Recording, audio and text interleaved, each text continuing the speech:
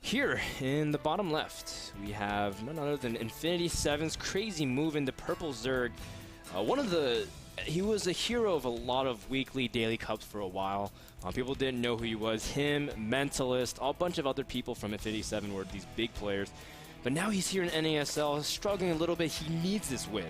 I can't emphasize that enough. If he does, he falls really far behind Division, especially if he goes down 0-2. Up against this guy, a man who's had a lot of momentum, and DeMusliM's just been playing very well in NASL.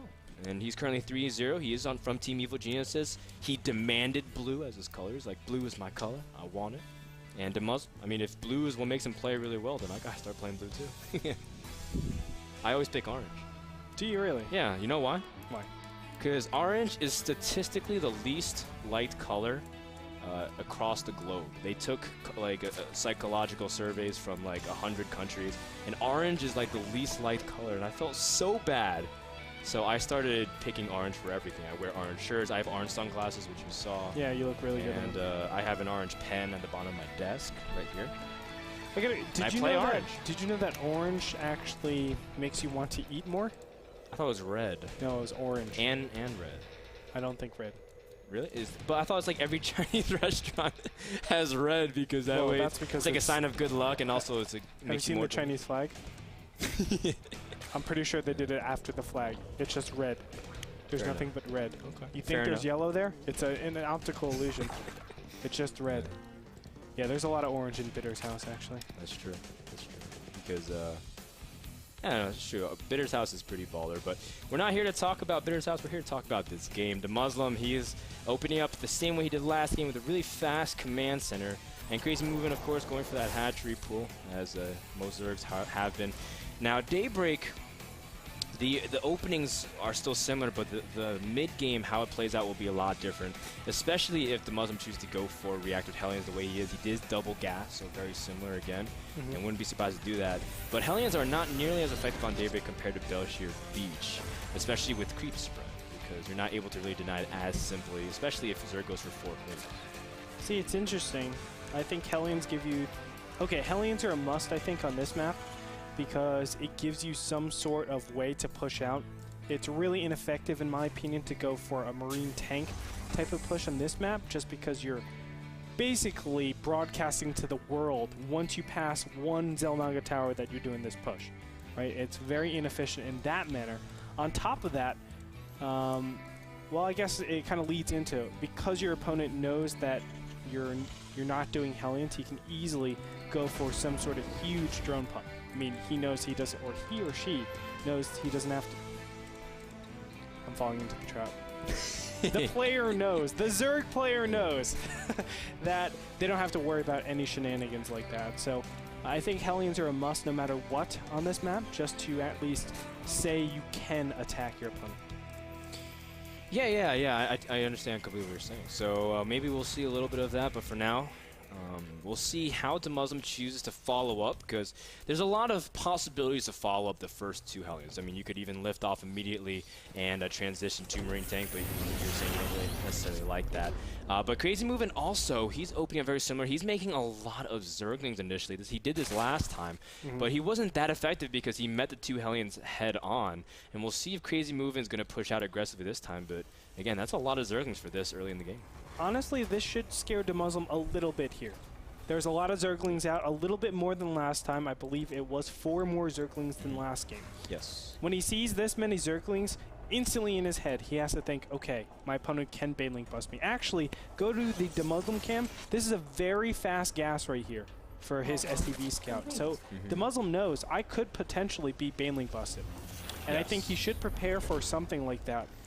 Going out into the middle map would be quite risky, and I think that's why his first 2 Hellions are just chilling over here. They're not doing anything crazy because he needs to be careful in case these Zerglings and Banelings are inbound. Yeah, actually, I've been watching a lot of Korean streams, and this is a build that some Zergs have been experimenting because they know Terrans get a little bit greedy in terms of SimCity, and they can just run by, which is exactly what CrazymoviNG is doing. Players like Boom Boom have been doing this a lot. But a good catch here from DeMusliM to make sure the Zerglings don't get in the main base, but still, CrazymoviNG is now in, at least at the natural, denying some mining time. How will DeMusliM choose to respond? He's calling back his Hellions in full force, and those Zerglings are their days are numbered. Fried to a crisp, but there goes every single Zergling. And a very nice trade for DeMusliM overall, but I guess CrazymoviNG did do a little bit of harass, so I would say overall, obviously DeMusliM has the advantage from that, but CrazymoviNG by no means is super far behind from that attack. I do think he overdrone though, heavily. Actually, I know 60 drones. 60 drones. Oh man, Okay, he doesn't have. He has one Zergling, 60 drones against these Hellions. Now DeMusliM, he is really far on creep, and that could make him a little uneasy. But CrazymoviNG also has some pretty decent Sim City. And keep in mind, Queens have 5 range, putting them on equal range with Hellions. So it's not like Hellions can really kite the Queens whatsoever. Yeah. So DeMusliM just pretty much has to keep these Hellions in a more defensive, or sorry, a more containing response to these defensive Queens. Nonetheless, CrazymoviNG, he's getting a Baneling Nest this time, and he's now back into full Zergling production. So changing up his build a little bit from game number 1. I want to bring up some interesting math / statistics. For 2-base, you actually need 2 hatcheries and constant larva injects to spend off of 1 base when you're when you're maximum saturated.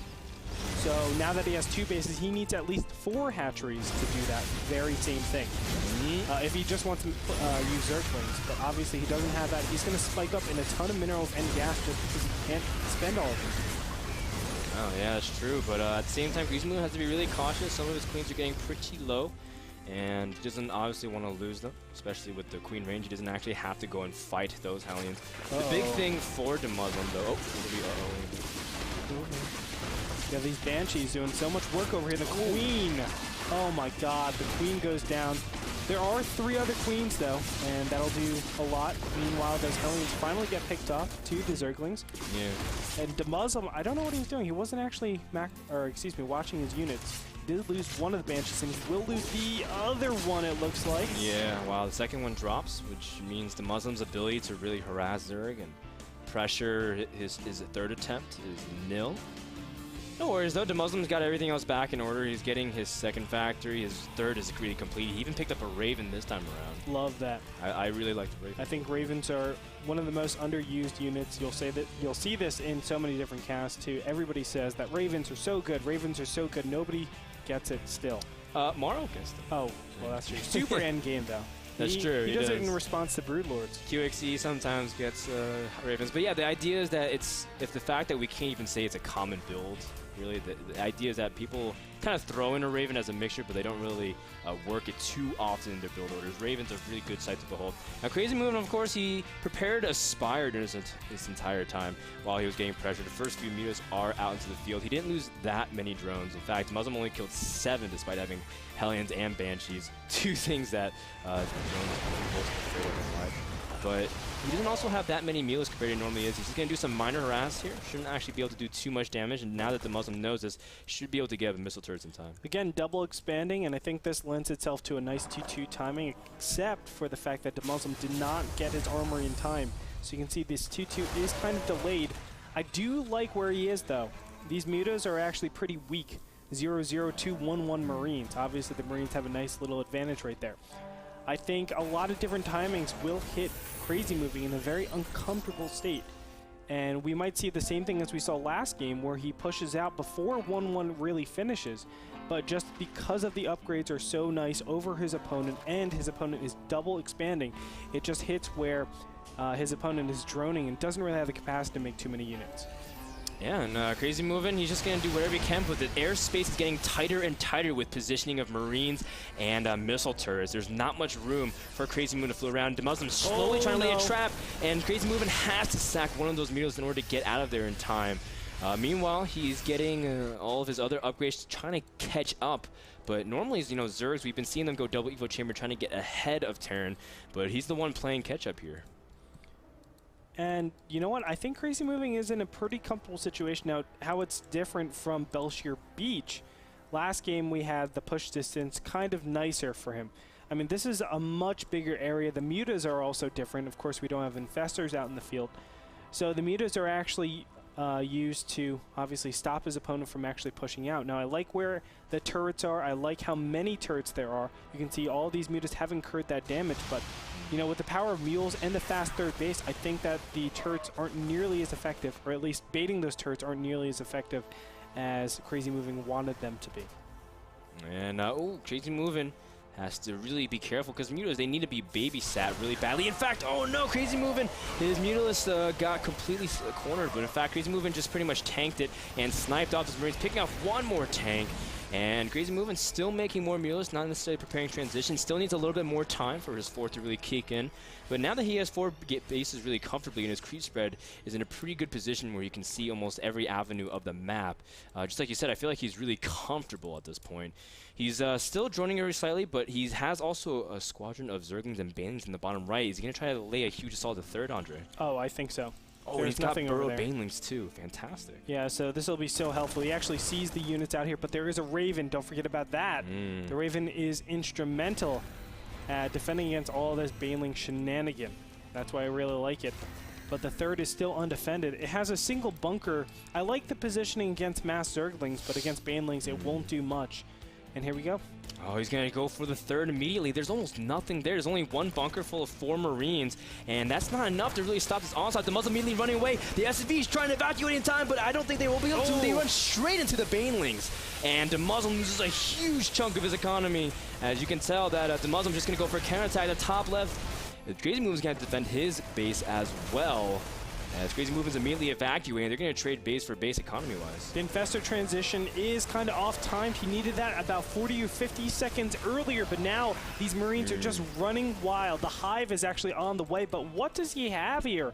I mean, the position is already given up. Infestors are great at dealing with his opponent that has a ton of position, but at this point, it's going to be very difficult. Now going into the natural, and DeMusliM, I don't know if he can stabilize here, but he's looking pretty good. He's not going back home anytime soon. His Marines are marching forward. Oh, CrazymoviNG not paying attention. He needs every single fungal that could really reduce the amount of effectiveness of the Marines. He catches a huge glob of them on the right. As you can see, DeMusliM locked down in that position and make sure to take out a huge chunk of them. And CrazymoviNG also summoned back all of his Mutilas in his attempt to defend here. But at the same time, the DeMusliM supply is still really intimidatingly strong. Keep in mind, he also has 2-2 finished, making that really, really intimidating. And GG, CrazymoviNG will tap out, giving DeMusliM a 2-0 victory. Very nicely played by DeMusliM. And as we were talking about that one time, I mean, the Infestor switch is just off-timed a little bit. You need to clean up that 2-2 push. Yes. You need to invest more in just stomping down, surrounding it from multiple areas, getting those Zergling Baneling counts up as best as possible. But Infestor switches right there, I think, are the death of him. There's no way to actually stop that because you need a lot of Infestor energy. You need space. And when you're going this counterattacking style, you don't have either of those. You're giving up space to do critical blows. Infestors aren't good at, you know, having those huge push-in attacks. You know what I'm talking about. Yeah, I was supposed to know exactly what that meant. The surround. I was like, an Ultralisk? I wasn't sure. Guys, of course, that game and series was brought to you by Azo, the people providing monitors for NASL Season 3. Pick one up for yourself at a discount. Go to azo.com. We'll be back with our next series of the day. It will be live as well. It will be Noni versus Hero. A really cool PvP, especially Hero coming off of his previous series against Squirrel. Definitely looking to prove his PvP. Don't go anywhere, guys. More action from NASL Season 3 coming up right after this break.